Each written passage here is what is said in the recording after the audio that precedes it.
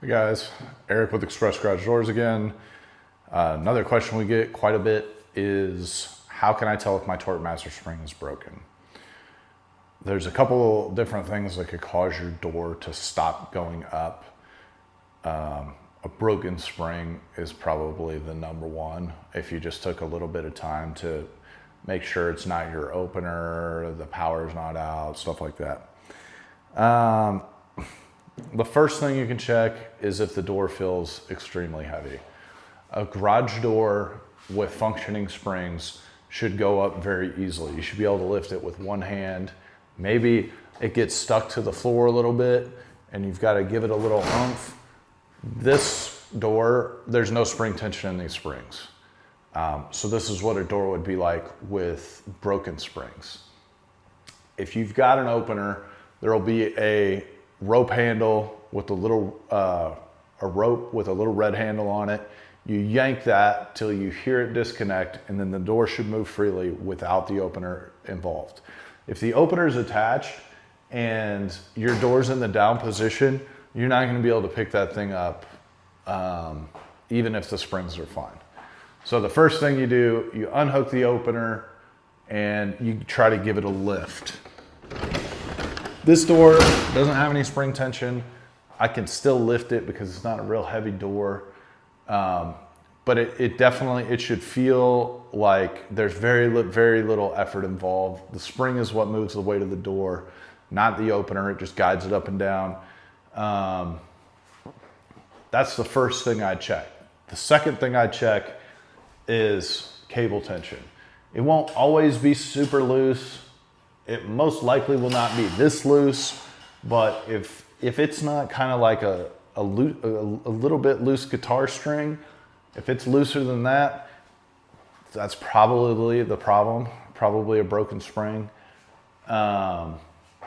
Sometimes you'll have two springs in a TorqueMaster system, even a single wide door like this. You can have one broken spring.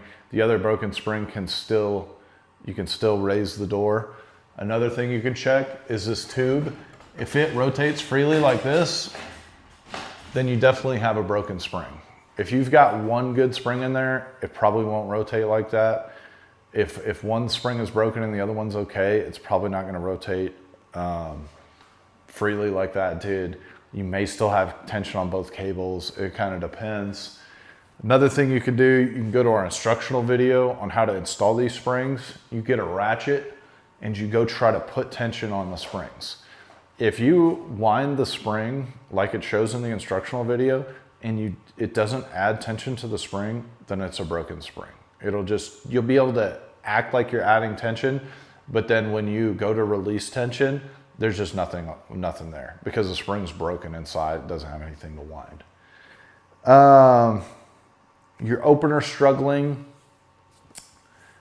don't try to open. If you suspect that you may have a broken spring, don't try to open the door with the opener. You can screw your opener up. You can screw up the top section. It'll rip the operator bracket off the top section in a lot of cases because the door's heavy, the opener still wants to move it. It's just not a good idea to try to run it up and down with the opener if you think the spring may be broken. Other than that, it's pretty straightforward. Just disconnect the opener, try to lift the door. If it feels really heavy, you've probably got a broken spring. If you want to confirm which side it is, you can try to wind each side. You just go to our instructional video on how to install these for that. If it is broken, we offer same-day shipping. We have overnight options. Replace both springs. If you have two springs on one of these, we'll have you order it by height and weight most of the time. Replace both the springs. If one broke, the other one's gonna break soon. Just get it all knocked out at once.